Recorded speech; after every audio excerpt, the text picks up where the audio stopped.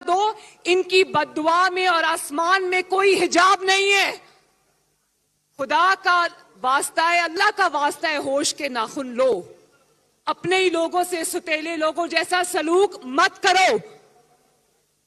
اور پھر بلوچستان کے میرے بھائیوں اور بہنوں،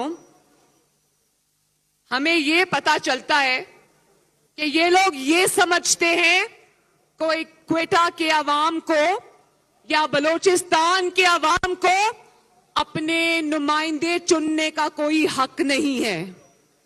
ان کو ان کی حکومت، ان کے وزیر اعلیٰ اور ان کے وزراء کا فیصلہ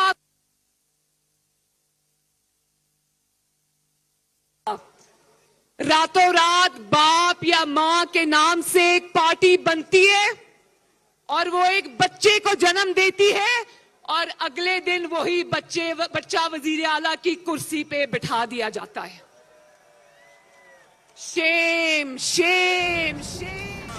قاضی کو سنانا چاہتا ہوں، کوڈ کو عزت دو، کوڈ کو عزت دو، کوڈ کو عزت دو، کوڈ کو.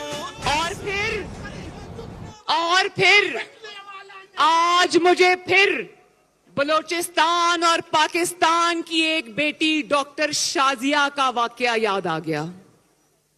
اس کے ساتھ سالوں پہلے ہونے والا انسانیت سوز واقعہ مجھے یاد آ گیا. اس بیٹی کی بے حرمتی کی گئی. جب انہوں نے میرا دروازہ توڑا کراچی کا، تو بلوچستان کے میرے غیور اور عزت والے بھائیوں اور بہنوں، بزرگوں، کیا ہمارا کلچر، ہماری روایات یہ ہیں کہ بہن اور بیٹیوں کے کمروں میں راتوں رات گھس کر دروازے توڑ کر ان پر حملہ کیا جائے؟ ہاتھ اٹھا کے بتاؤ کہ کیا یہ چیز قبول ہے آپ کو؟ اور پھر آج بلوچستان میں کھڑے ہو کر مجھے اکبر بگٹی شہید کا واقعہ بھی یاد آ رہا ہے، جو میرے ذہن پر نقش ہے. کس طرح ایک عامر نے مکے لہرا کر کہا تھا، ہم تمہیں اس طرح ماریں گے کہ تمہیں پتہ بھی نہیں چلے گا. اور پھر ہوا. اس نے نہ صرف ایک جمہوریت پسند لیڈر کو قتل کیا، بلکہ افسوسناک بات ہے کوئٹہ کے میرے بھائیوں اور بہنوں، نہ صرف یہ کہ اس کے خاندان کو، بلکہ اس کے چاہنے والوں کو اس کا چہرہ بھی دیکھنے کی اجازت نہیں دی. شیم شیم شیم. اور پھر جب اس پرویز مشرف کو عدالت نے پھانسی کی سزا سنائی تو وہ عدالت ہی لپیٹ دی گئی. شیم شیم شیم. اور آج جب میں یہاں کھڑی خطاب کر رہی ہوں تو مجھے کوئٹہ کے اسٹاف کالج میں قائد اعظم محمد علی جناح کے کہے ہوئے تاریخی الفاظ آج میرے دل اور دماغ میں گونج رہے ہیں. انہوں نے کہا کہ میرے عوام کے ووٹ کو عزت دو، اپنے حلف کی پاسداری کرو، آئین کا احترام کرو.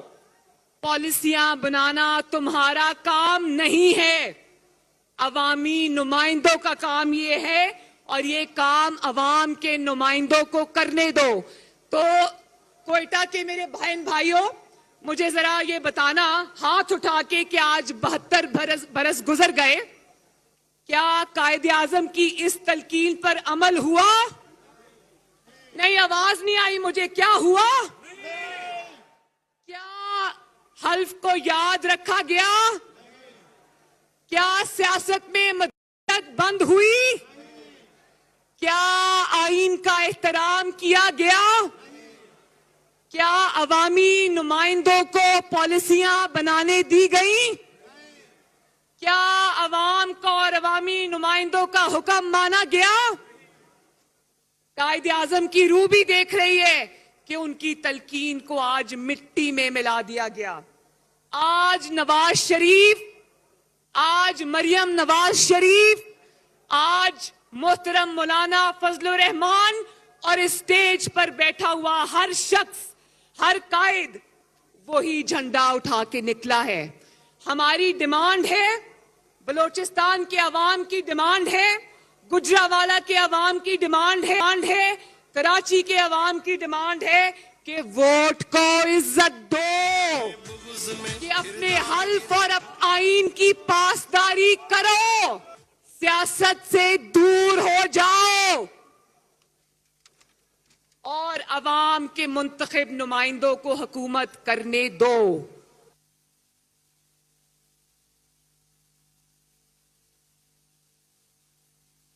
से ऊपर रियासत मत बनाओ, जाली हुकूमतें मत बनाओ, अवाम के मैंडेट पे डाके मत डालो, हुकूमत से ऊपर की हुकूमतें मत बनाओ।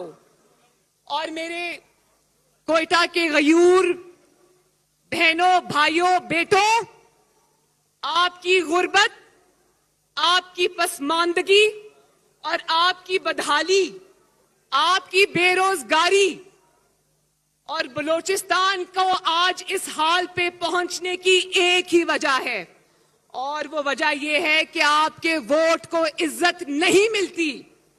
हुकूमत उसकी बनती है जिसकी बागडोर आपके हाथों में नहीं, किसी और के हाथों में होती है। उसकी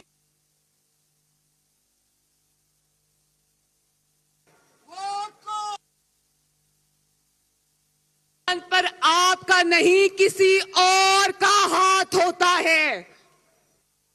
वो आपको नहीं, किसी और को जवाबदेह होता है। जानते हो ना किसको जवाबदेह होता है? जानते हो ना? उसको बिठाने और उठाने का इख्तियार आपके पास नहीं होता, किसी और के हाथ में होता है। और अगर हमने आज इस सिलसिले को बंद ना किया तो खतरे में पड़ जाएगा मेरे भाइयों और बहनों। और आपको, मैं बलूचिस्तान के अवाम को, कोयटा के अवाम को बिलखुसूस मुबारकबाद पेश करना चाहती हूं कि मुझे आज एक बलूचिस्तान की अजीम फर्जंद की भी याद आ रही है, जो आज़ादी की जिद्दोजहद में बलूचिस्तान के कई सिपाहियों में शामिल था, जो कायदे-आज़म के सबसे बाएतमाद साथियों में शामिल था, जिसका नाम था काजी मोहम्मद ईसा, और जिसका एक काबिले फख्र फर्जंद आज सुप्रीम कोर्ट का जज है। 17 जजों में बलूचिस्तान से ताल्लुक रखने वाला वो वाहिद जज है। आपको मुबारक हो कि आपने उसके लिए आवाज उठाई, और जो सुप्रीम कोर्ट का फैसला आया है उसने ये कहा है कि उसके खिलाफ रेफरेंस जो था वो बदनीयती पर मुश्तमिल था। तो आज जिसने बदनीयती की, जिसने शफाफ किरदार के हामिल जजेस हजरात के ऊपर धब्बा लगाने की कोशिश की, उनको नौकरियों से फारिग करने की कोशिश की, तो आज हम मिलकर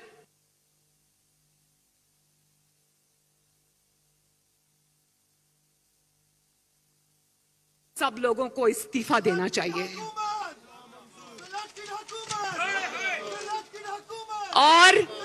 और मैं सुप्रीम कोर्ट से दरखास्त करती हूं कि जिस तरह आपने आजाद अदलिया के ऊपर एक हमले को रोका है, इसी तरह आगे बढ़िए और एक और शफाफ किरदार के हामिल जो जस्टिस शौकत अजीज सदीकी हैं, उनको भी इंसाफ दीजिए।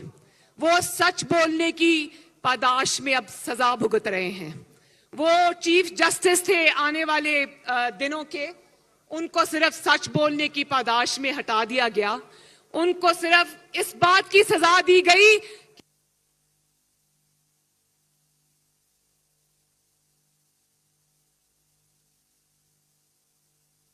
नवाज शरीफ को कैसे तुम बेल दोगे, हमारी तो 2 साल की मेहनत बेकार हो जाएगी। और उसी सच बोलने की सजा उसको आज मिल रही है। आगे बढ़िए। मैं मुअज़्ज़िज़ जजेस हजरात से ये दरखास्त करती हूं कि जस्टिस शौकत अजीज सदीकी को भी इंसाफ फराहम कीजिए। और इंशाअल्लाह तुम सुन लो, वो वक्त आ रहा है कि तुम्हारी 2 साल की नहीं, तुम्हारी